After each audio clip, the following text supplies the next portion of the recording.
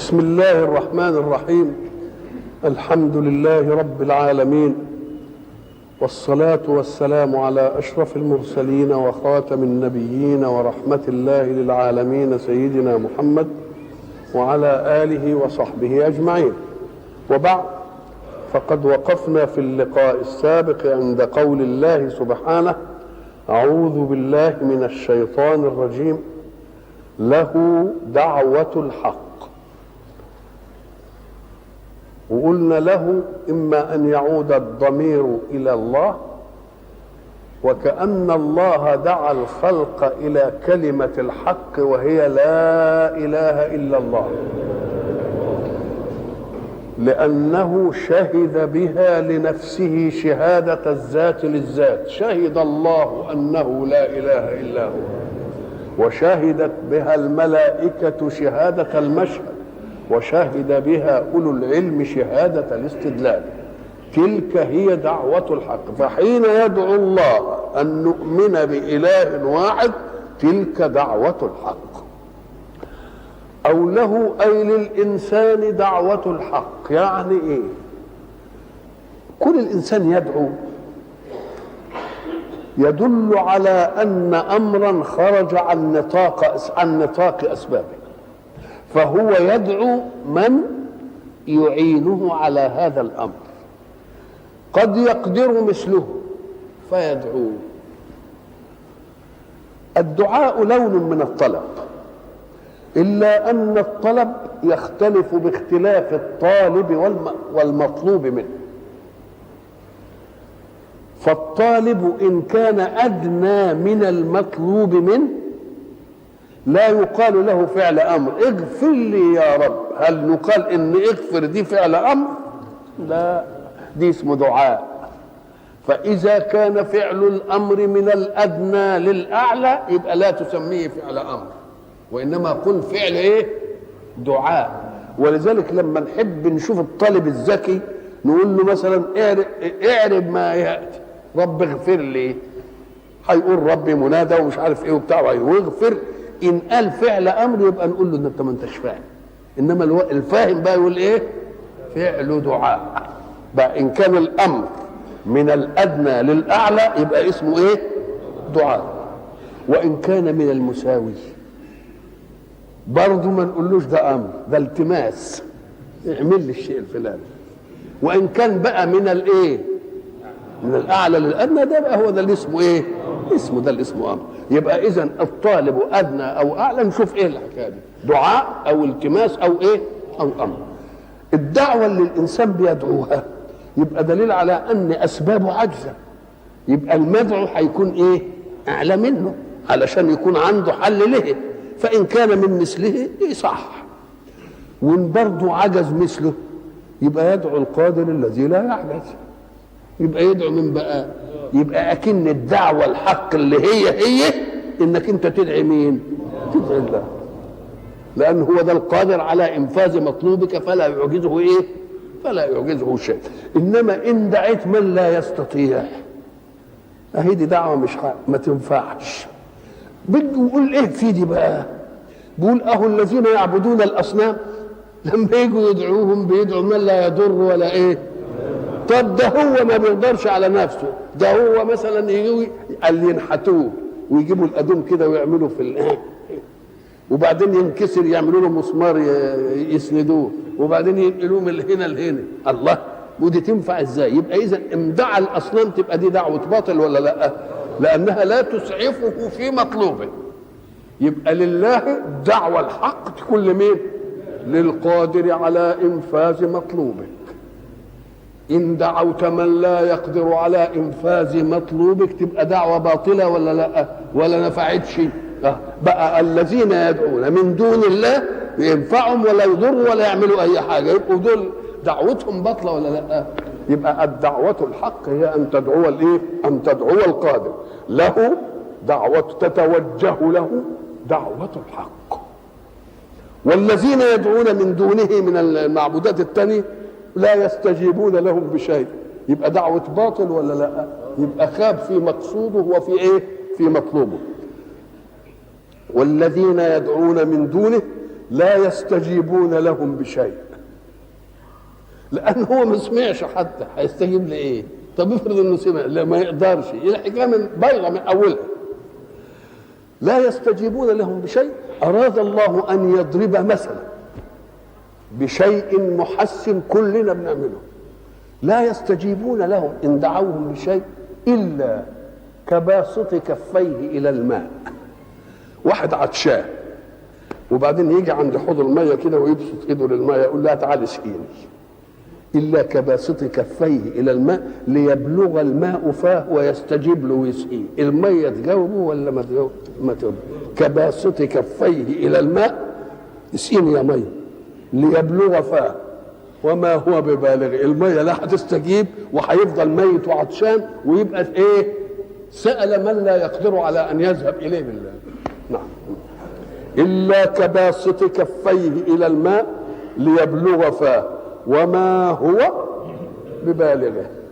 وأهو بقى خد من دي بقى، يبقى دعاء الكافرين الباطل ده في ضلال ولا لا؟ أيوة في ضلال وفي متاع. ولله يسجد من في السماوات والأرض طوعا وكرها وظلالهم بالغدو والآصال.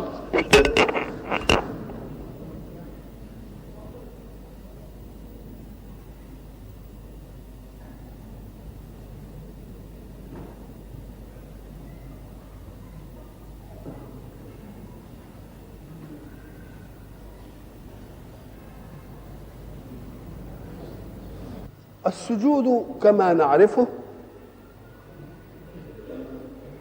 حركة من حركات الصلاة، والصلاة وقفة العبد بين يدي ربه بعد ندائه له.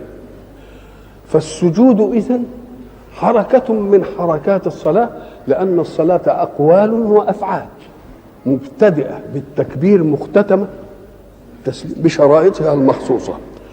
السجود هذه الحركة هي أبرز خضوع في حركات الصلاة لله. ليه؟ لأن السجود وضع الأعلى في مستوى الأدنى، مستوى الرجل. شوف بقى ولذلك الإنسان يقول لك ما ترفعش رأسك علي. يعني إيه ما ترفعش رأسك علي؟ يعني ما تتعلاش علي. يبقى إذن رفع الرأس معناها تعالي. طب وخفضه؟ بنخفضها مرة بالركوع وبعدين نروح بالإيه؟ بالسجود. يبقى السجود ده إيه؟ أبرز حركة تبين منتهى الخضوع لله. فإذا قال الله إن لله يسجد من في السماوات والأرض، يبقى معناه إيه؟ إن ما اتسعش ظنك على إنه سجود كده وهو، فليتسع ظنك على أنه منتهى الخضوع والذلة للآمر. لأن هم من أول الأمر كده فيه أشياء لا اختيار لها، خاضعة خاضعة. طب واللي بيستجيبوا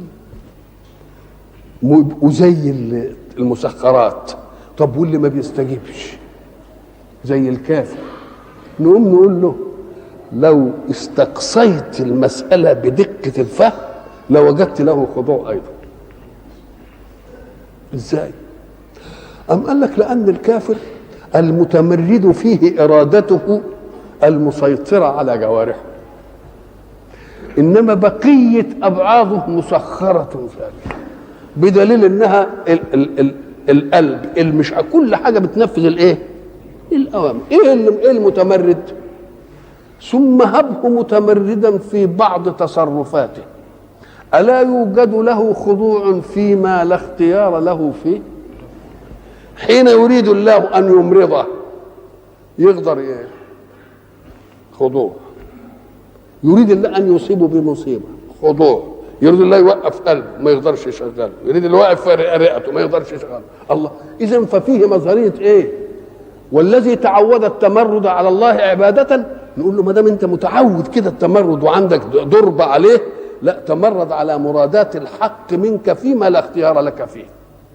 هو عايز يمرضك تقول له لا مانيش مرضان، ما بتقدرش تقولها، تبقى ده تسخير ولا لا؟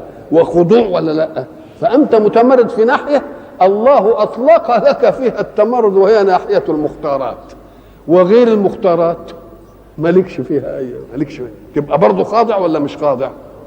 يبقى انت ما تمردتش بالكفر الا بما اوسع الله لك فيه من الاختيار، والا لو كنت عايز محكوم بالقدره ما تقدرش، بدليل ان 99% منك مقهور و1% شويه اختيارات. تبقى اذا فيه تسخير ولا ما فيش تسخير؟ فيه قهر ولا ما فيش قهر؟ ده بالعكس، ده خضوعك في بعض الاحيان وانت متمرد في البعض الاخر، ده منتهى الايه؟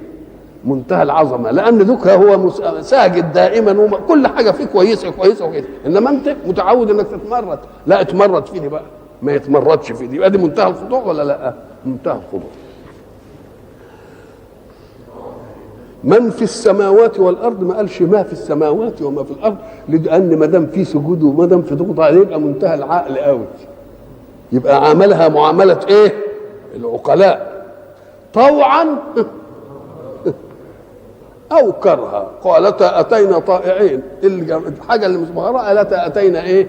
طائعين. او كرها زي ما بيحدث للكافر، يكره الحاجه تقع به، ما كرهها ما دفعكش، اختيارك ما دخلش فيه دي خلاص. وظلالهم برضو ايه؟ بتسجد بالغدو والاصال. الظلال انت نسمع كده نقول لك ده فلان يتبع فلانا كما يتبعه ايه؟ ظله، يعني ما يقدرش يتأبع عنه، لازم الظل بتاعه تبع لحركته، مش كده؟ فلان يتبع فلان ويقدر كما يتبعه ايه؟ الله. فأكن الظلال اللي هي انت اللي بتحركها وتعملها دي خاضعه لمين؟ ليه؟ لأن صاحب الظلال خاضع لله. تبقى الظل نفسه خاضع لمين؟ خاضع لله. اوعى تفتكر انه خاضع لحركتك برضه، لا، الحق سبحانه وتعالى بده يدينا الصوره الواضحه اللي الكل شايفها، ولذلك يحددها بحتتين: بالغدو والاصال. اشمعنى الغدو والاصال؟ الغدو جمع غداء اللي هو اول النهار، والاصال بعد العصر للمغرب. تعال بقى كده اقف الصبح وشوف ظلك، تلتفت ظلك ايه؟ طويل. كل الشمس ما تقرب منك يصغر الظل، كل ما تقرب من الزوال يتضاءل الظل الى ان يتلاشى الظل في ذاتك، ما تلاقيش لك ظل. ما الشمس تبقى كده، يبقى ابرز ما يكون تمايل الظل بتمايلة امتى؟ الصبح. وامتى؟ العصر. لان كل الشمس ما تكون بعيده عنك يبقى ظلك ايه؟ ظلك كبير. ده ما يبقى واضح للكل ده ولا لا؟ وظلالهم بالغدو والايه؟ والاصال. قل سؤال، امر من الله ان يقول الرسول للقوم الكافرين: قل من رب السماوات والارض.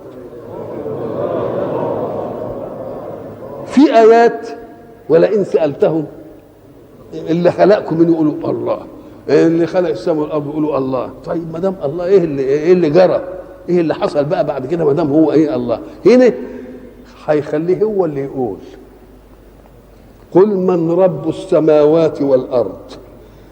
ما هيقولوش الله، انت اللي تقول قل الله. اشمعنى تخالف الدين؟ طب ما تسيبهم هم يقولوا، ده لما يقولوا تبقى الحجه ايه؟ تبقى الحجه اقوى. قال لك لا، ده دي اقوى. ازاي اقوى؟ ازاي؟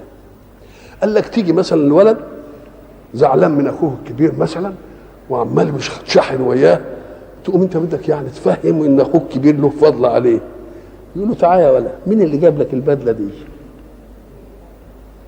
الواد يقعد بقى ازاي يبقى جايب له، يحتار في اخوك، مش كده؟ مكسوف لدرجه ان هو ما قدرش يقول، ان حكش اللي جاب لك البدله دي مين؟ يقوم الواد يتلبخ، يقوم يقول له: اخوك. يبقى هو اللي يقول. فقال لهم: قل من رب السماوات والارض. هيتلبخوا. ساعة ما يتلبخوا قول لهم الله. تمام زي حكاية اخوك. قل من رب السماوات والارض، لان في ساعات يملك المسؤول نفسه فيجيب ولو اجابه متهافته، ومره يخجل من الجواب، ما يقدرش حتى يجاوب. قام قال له اسعفه بقى، اسعفه انت، مش قادر يقول، مستحي يقول، قولها له انت. قل من رب السماوات والارض، قولها انت بقى، قل الله زي اخوك. قل افاتخذتم من دونه اولياء. طب انت بتنكر عليهم، ده لازم يكونوا هم مقرين. هم قال لك هم مقرين قوي، لو كان كده قال كانوا يقولوا حاجه تانية، ما لقوش حاجه تانية، ما يلاقوش حاجه تانية يقولوها، هيقولوا ايه؟ والسماء والارض دي هم اللي خلقوه، ما لقوه، ما قالوش، ولا قالوا الاصنام خلقتها، ما قدروش يقولوه. فهو قالها لهم، قال لهم الله. خلاص انتهت المساله. يقول لهم بقى تعالوا بقى، يبقى ربنا اللي خلقه وبعدين تتخذوا من دونه؟ لا، اهي دي بايخه منكم. قل الله، قل افاتخذتم من دونه اولياء لا يملكون لانفسهم، مش لكم. والذي لا يملك الشيء لنفسه كيف يملكه لغيره؟ لا يملكون لانفسهم نفعا ولا ضرا. طيب الله، طب لا يملكون لانفسهم نفعا انما ما يملكوش نفسه ضرا ازاي؟ اما قال لك حتى لما يحب ينتحر ما يعرفش. قل بعد كده بقى هيبقى قل من رب السماوات والارض، جاوب انت. وبعدين ايه هيقول ايه تاني؟ قل افاتخذتم من دونه اولياء لا يملكون لانفسهم نفعا ولا ايه ولا ضرا. وبعدين انقلهم بقى تانية، قول لهم احنا هنجيب لكم اشياء الكل مجمع على الجواب عليها. هل يستوي الاعمى والبصير؟ ام هل تستوي الظلمات والنور؟ ام جعلوا لله شركاء؟ ساعة ما تشوف اعرف ان فيها اضراب انتقالي. تقول بل جعلوا لله ايه شركاء، بس بتنكرهم بالاستفهام. ام جعلوا لله شركاء خلقوا كخلقه فتشابه الخلق عليهم.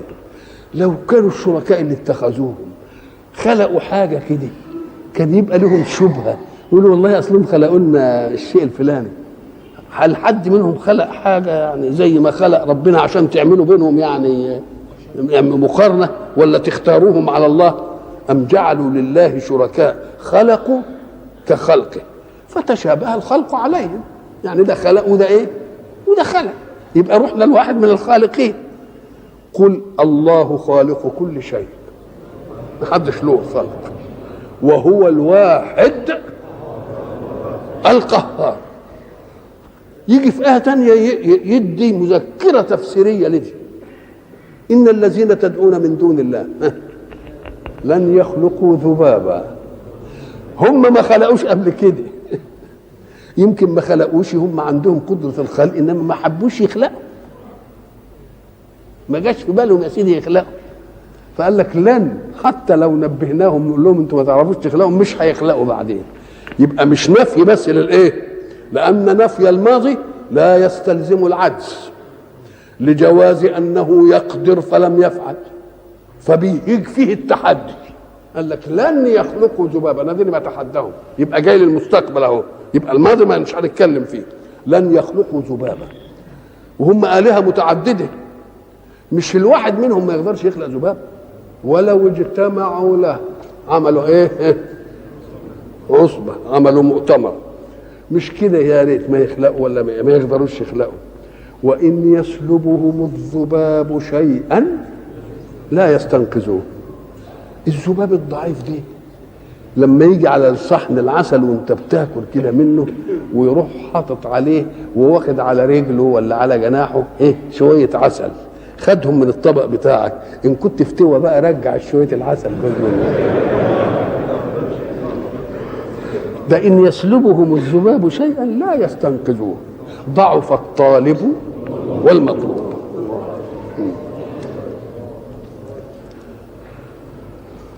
أنزل من السماء ماء فسالت أودية بقدرها. أنزل من السماء أي من جهة العلو، لأن الماء مش نازلة جاية من السماء، جاية من جهة الإيه؟ العلو، لأن الماء بتتبخر وبعدين تتعمل سحاب وبعدين يتراكم على بعض وبعدين يصادف منطقة باردة ويروح إيه؟ ينزل. أنزل من السماء إيه؟ ماء فسالت أودية بقدرها. الأودية جمع وادي، والوادي هو المنخفض بين جبلين. منخفض بين الجبلين، ساعة المطر ما ينزل على الجبال يقوم ينزل في الايه؟ في الوادي، يقوم الوادي يسيل بالايه؟ بالمية، وكل وادي يسيل على قد ايه؟ على قد اتساعه. فسالت أودية بقدرها، أي بقدر اتساعها. كلام على الأول. وليه قال فسالت أودية بقدرها؟ لأنه بده يديني النافع. لو سالت الأودية بفوق قدرها وبفوق اتساعها يبقى زي الطوفان، يبقى يجي يخرب ويدمر. فهو بيقول أنزل من السماء ماء فسالت أودية بقدر الإيه؟ الأودية. هو مثلا لما كان بيجي الفيضان النيل، لما يجي على قد الشق بتاع النيل ده يمشي ماشي، انما لما يبتدي ايه لا يروح مخرب بقى واخد القرى واخد الدنيا ودي. يبقى كلمه فسالت أودية اي سالت بالماء أودية بقدرها، ازيد من قدرها يبقى مخرب. وهو عايز يضرب المثل للي ينفع الناس، هيجي في الاخر يقول ايه اللي ينفع الايه؟ الناس. اما ما ينفع الناس فايه؟ وما ينفع الناس يبقى لازم يكون بايه؟ بقدره. ان كان زايد يبقى مش هينفع الناس، بل ايه؟ بل هيضرها. انزل من السماء ماء فسالت أودية بقدرها. اللي شاف المنظر ده يقوم يلاقي السيل ساعة ما ينزل يكنس كل القش والوساخة والقذورات والمش عارف الايه والاشياء دي، ويروح منزلها في الايه؟ في المطر. يكنس ساعة ما يكنسها الاشياء المكنوسة دي تتعمل رغوة كده على الرغوة دي تفضل عالية على الايه؟ على المية. وبعدين برور المية تطرد الرغوة هنا والرغوة هنا وتيجي على الايه؟ على الجوانب، والماء يفضل ايه؟ يفضل صافي. انزل من السماء ماء فسالت أودية بقدرها فاحتمل السيل زبدا. الزبد اللي احنا بنسميه الايه؟ الرغوة دي زبدا رابيا، يعني عالي على طب مالها دي؟ قال لك هذا مثل يدركه اهل الباديه. مثل يدركه اهل الباديه. ليه؟ لانها جبال ووديان ومش عارف ايه، والمطر ينزل وجابل مش عارف يدركه. انما اهل الحضر ما يدركوش، فجاب لاهل الحضر حاجه تناسبهم. ومما يوقدون عليه في النار ابتغاء حلية أو متاع زبد مثله. الأمم الحضرية بقى اللي بتصنع ساعة ما تروح عند الحداد كده وهو بيعمل، ولا مصنع الحديد ولا بتاع ولا أي حاجة، تلتفت تلاقي الحديد اللي بيدخل عايزين نصف الحديد وناخد الإيه؟ الصلبية بتاعته. يقوم كل العناصر اللي هي تضعف الحديد تطلع بره، اسمها زبد. دي اهي دي زي زبد مين؟ زي زبد الميه. زبد الميه يروح يبقى هباء، وبعدين الميه تفضل صافيه ننتفع به. كذلك الحديد لما تحطه في النار، بتحطه في النار ليه؟ علشان انت عايز تحط الذهب في النار عشان تخلصه من العناصر، عايز تخليه القيراط 4 وايه؟ 24. ولا مثلا تبقى انت تحط العنصر اللي يخليه متماسك تخليه 23 18، تبقى انت بتحطه الاول في النار عشان تطهره من ايه؟ من الشوائب اللي هي فيه. او عايز مثلا تعمل مثلا سيف، عايز السيف ده لازم يكون ماضي وصلبه كويس ومش عارف، لازم تحطه تطلع منه الايه؟ الخبث اللي احنا كنا نسميه زمان خراء الحديد، يطلع كده. يبقى ربنا ضرب مثل لمين؟ لاهل ايه؟ الباديه في الايه؟ المي. ربنا ينزلها من السماء تنزل على الوديان، وحمل القش وحمل الزبد، والزبد يفضل على الوش كده يعلو كده عليه، وبعدين يتركن على الجنب كده. زي انت ما بتشوف في البحر تلتفت تلاقي مثلا النفايات والاشياء اللي بترميها المراكب والقاذورات وبتاع، الموج تنه يعمل فيها كده لحد ما ايه؟ ما ينزلها. يبقى ضرب مثل للباديه وضرب مثل لمين؟ الحضر. الحضر ايه؟ الصناعه دي عشان ودي صناعه. فبيقول ومما يوقدون عليه في النار ابتغاء حلية، يعني نجيب ايه؟ حلقان، ونجيب مش عارف كردان، ونجيب خواتم، او متاع اللي هنعمل سيف، هنعمل مثلا فأس، هنعمل قدوم، هنعمل منشار، هنعمل اي حاجه، زبد مثله. طيب اذا اخراج الزبد بنطلع الشيء الضار ونبقي مين؟ الشيء النافع. بعد الميه ما الزبد بتاعها يضيع يبقى ننتفع به، وبعد الحديد او النحاس او الذهب ما نحطه في النار ونفتنه زي ما هو فتنه، يعني انك انت تخلي النار تغلي، تقوم تطلع الزبد ده، وبعدين ناخد ده ننتفع ايه بيه. فضرب مثلين، مثل للبدو ومثل لاهل الحضر في الايه؟ في الصناعه. طب والمثل ده جاي ليه؟ قال لك اهو ربنا يقول كذلك يضرب الله الحق والباطل، اما الزبد فيذهب جفاء واما ما ينفع الناس فيمكث في الارض.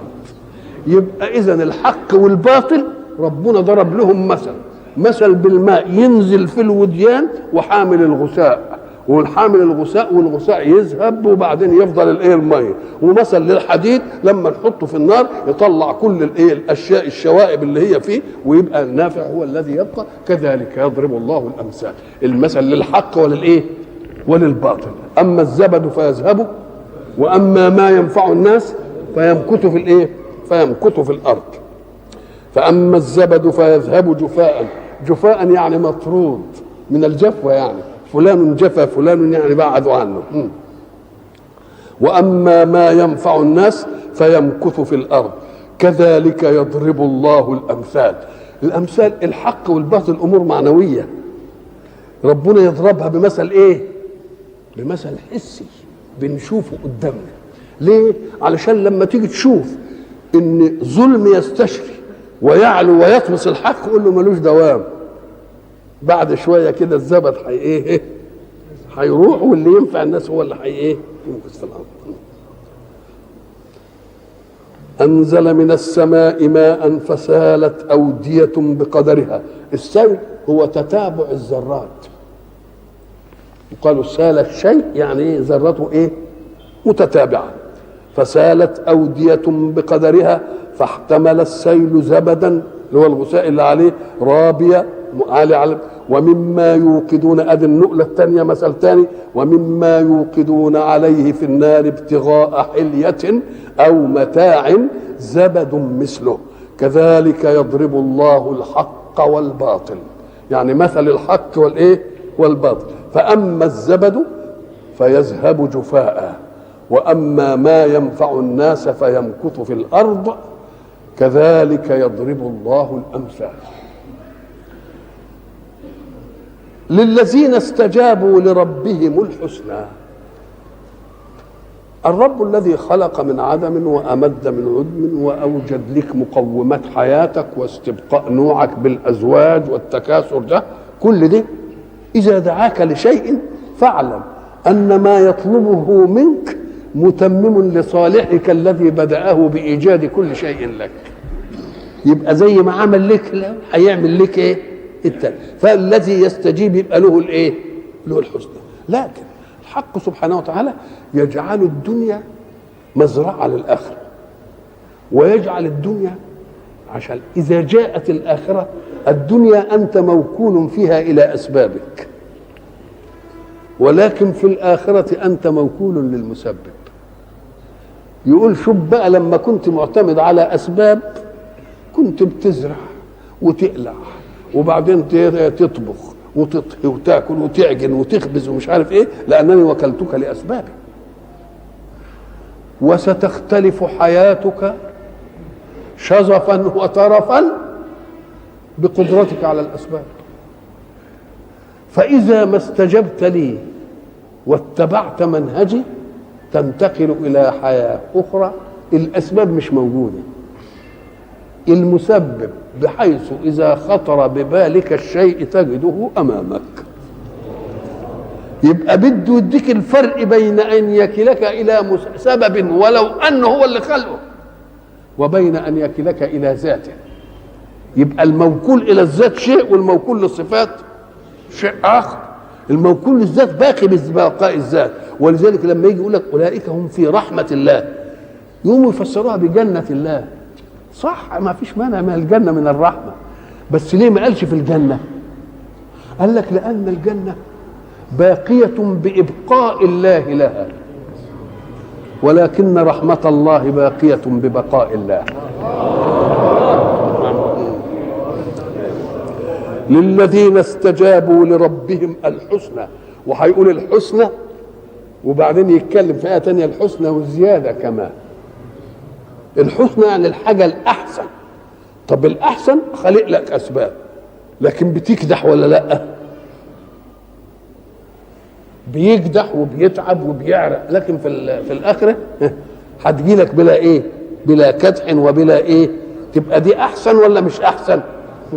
هب أن الدنيا ارتقت. يقول لك مثلا لما نروح في البلاد الراقيه كده ويقعد في الاوضه يقول لك التك هنا هينزل لك الشاي، التك هنا هينزل لك القهوه، ويمكن بعدين بقى نتك كده يجينا طبيخ، يجينا الباميه اللي انا عايزها، نجيب الملوخيه ممكن. انما ناس بيحضروها ليه؟ مش كده؟ يعني عمليه بقى. لكن قول لي بقى، هل اذا ارتقت الدنيا مهما ارتقت اتصل الى ان يوجد شيء بخاطرك فتجدك امامك؟ اهي اللي مش ممكن، مش هتحصل بقى دي، اهي اللي هتكون هناك بقى. نعم. للذين استجابوا لربهم الحسنى. الحسنى دي في المؤنث افعل تفضيل، في المذكر يقول حسن وايه واحسن، وفي المؤنثه ايه حسنه وايه وحسنى. والذين لم يستجيبوا له يبقى المقابل معروف. والذين لم يستجيبوا له لو أن لهم ما في الأرض جميعا ومثله معه لافتدوا به. كل اللي في الأرض له عشان يفتدي مما هو فيه، يقول خذوه وادوني يعتقوني، ما يمكنش. أولئك لهم سوء الحساب، لأن الحساب يترتب عليه مرة خير ومرة شر. سوء الحساب ومأواهم جهنم نتيجة لسوء الحساب وبئس المهاد. بئس المهاد. أم قال لك اشمعنى يعني المهاد ده؟ المهاد ده فراش الطفل، اشمعنى جاب بئس المهاد؟ كأنه هو لن يستطيع أن يتصرف في لما يدخل في النار كما لا يستطيع أن يتصرف الطفل في مهاده. مسألة مش يمكن لو عنده شوية قوة ولا بتاع يسيب. أفمن يعلم أنما أنزل إليك من ربك الحق. هذا المؤمن الذي أنزل إليك من ربك الحق، الذي يعلم هذه القضية، كمن هو أعمى. شوف جاب هنا علم وجاب هنا إيه؟ أعمى. ليه؟ لأن الآيات الدالة على القدرة المرئيات. كمن هو أعمى إنما يتذكر أولو الألباب، أولو العقول. أولو الألباب دول بقى الذين يوفون بعهد الله. ساعة ما آمن، الإيمان عهد بينك وبين الله. ساعة تقول لا إله إلا الله عهد بأنك لا تعبد غير الله، وعهد أنك لا تخضع إلا لله، وعهد أن لا تتقرب إلا لله، وعهد أن لا تنذر إلا لله. يبقى كل حاجة ده العهد الإيه؟ العهد الإيماني. الذين يوفون بعهد الله ثم يتفرعوا من الوفاء بعهد الله الأول اللي هي القمة العقدية. كل عهد يقطع سواء كان بالنسبة لله أو بالنسبة إلى خلق الله. يوفون بعهد الله، لأن الناشئ من عهد الله زي عهد الله. عهد الله الإيمان، وبعدين الإيمان نزل الله منهج. ساعة ما ربنا ينزل منهج، إن كنت أمنت بالله هتأمن بمين؟ يبقى لما توفي بالمنهج تبقى وفيت بالعهد الأول ولا لا؟ تبقى وفيت بالعهد الأول.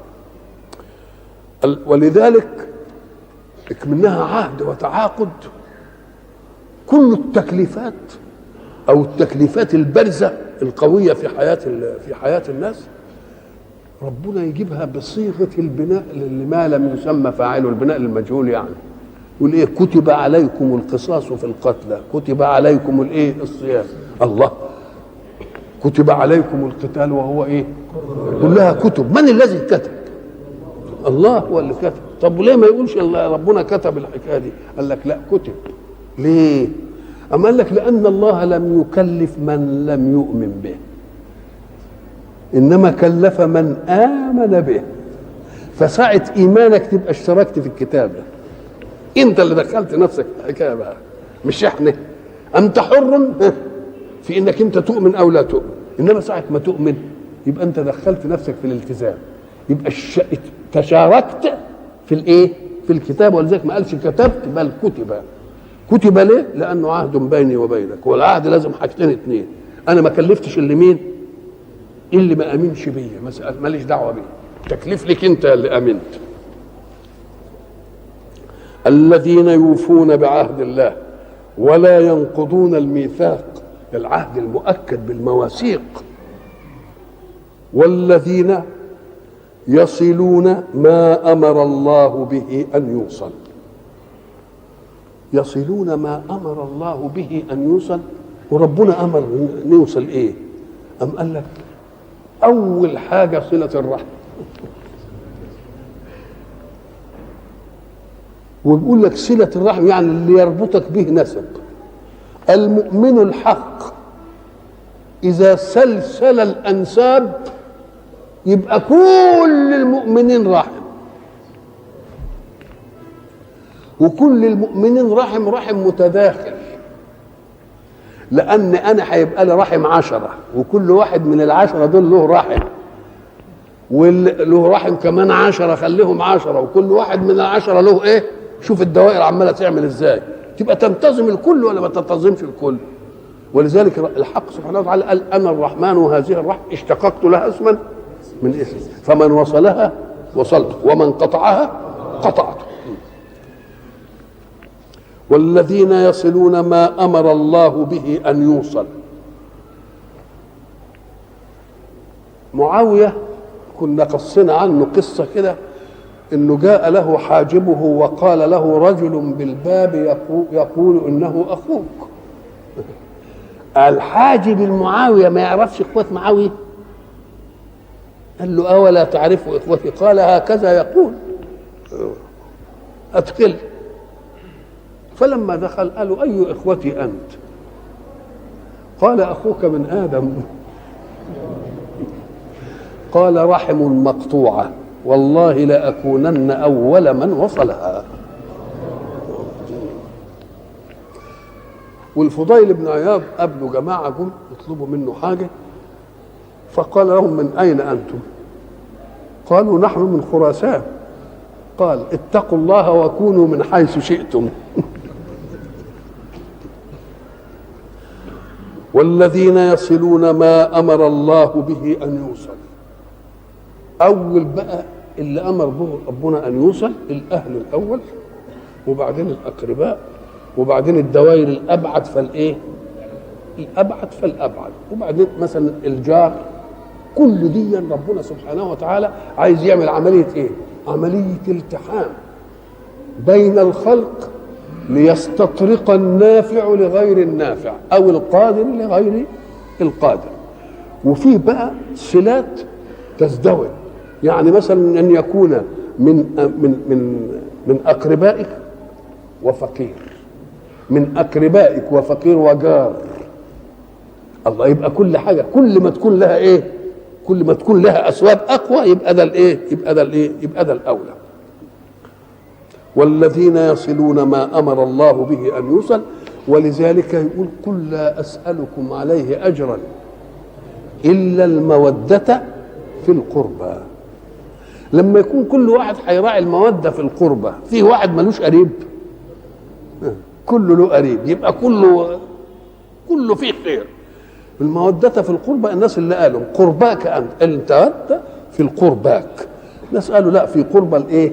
الرسول. قال طبعا لان الرسول اولى بالمؤمنين من انفسهم. ما دام الرسول اولى بالمؤمنين من انفسهم يبقى قرابه الرسول اولى من ايه؟ اولى من قرابتي انا. نعم.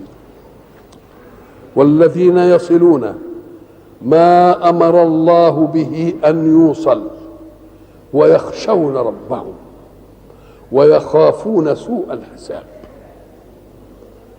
والذين صبروا ابتغاء وجه ربهم.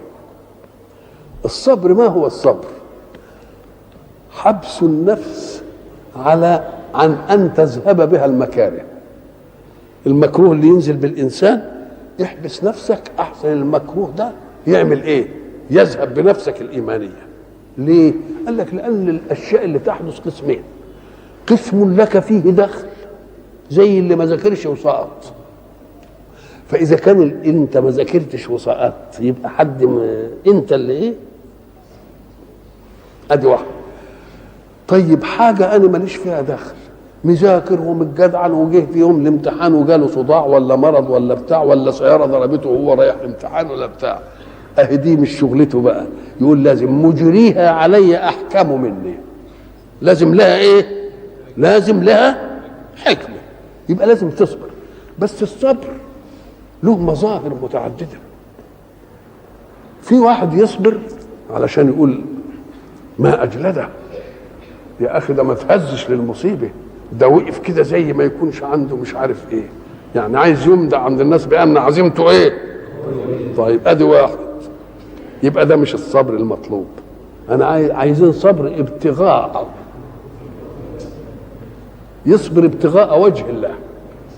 قال إن دي حكمة من الله، إن كنت مقصرا في سبب يبقى ربنا عمل كده عشان الجدع، ما كنتش مقصر يبقى له حكمة عندني، عايز يأجلني لشيء آخر، عايز يأخرني لنفع أعم.